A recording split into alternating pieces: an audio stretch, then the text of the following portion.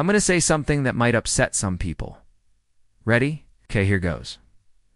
Most people don't want to be free. They want to be right. They want to be understood. They want to be validated. They spend all of their time and energy trying to convince other people to agree with them, so they can feel justified in their beliefs and actions. But true freedom comes from self-mastery, not from convincing others to agree with you. It comes from looking within and saying, who am I? Why am I doing what I'm doing? What do I really want? And then having the courage to actually go after what you want. You see, when you're pursuing something externally, like trying to convince someone else to see things your way or trying to accumulate more money or more power, you think that that's going to bring you happiness and fulfillment. But ultimately, those things don't satisfy us for very long. Why? Because those things are fleeting. You get a little bit of dopamine when you achieve them, but then you quickly have to chase the next hit. True satisfaction comes from within. It comes from feeling good about yourself and being at peace with who you are. Now, that doesn't mean that you never seek external validation, or that you never care what other people think of you. Of course, we're social creatures, and we want to be loved and accepted by our peers. But if that's your primary motivation for doing things, then you're not free. You're a slave to external approval.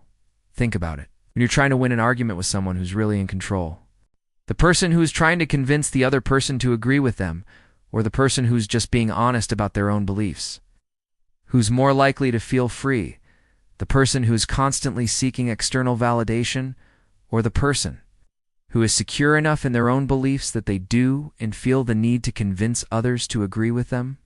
You see, when you're in a constant state of seeking, you're never satisfied. You're always trying to get the next hit of dopamine. But when you realize that true satisfaction comes from within, then you're free. You can stop chasing external validation and start living life on your own terms. So how do you do it?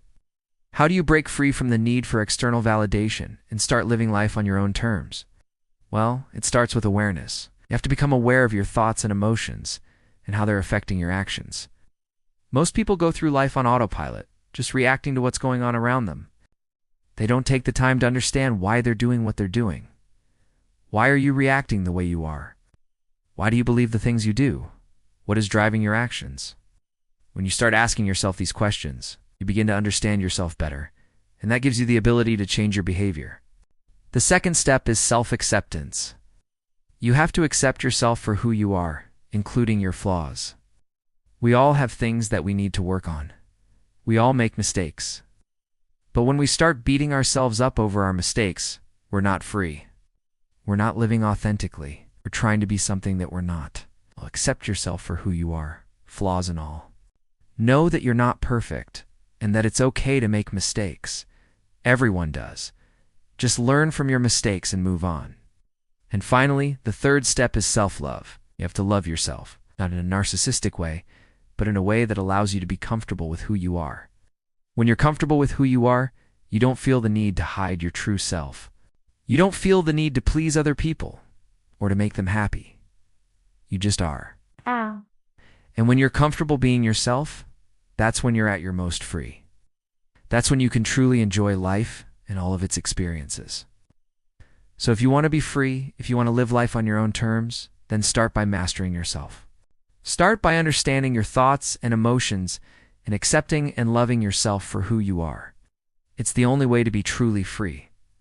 Now, before you go, I have a question for you. What does freedom mean to you? Share your thoughts in the comments below. And if you found this video helpful, don't forget to subscribe and share with your friends. Thanks for watching.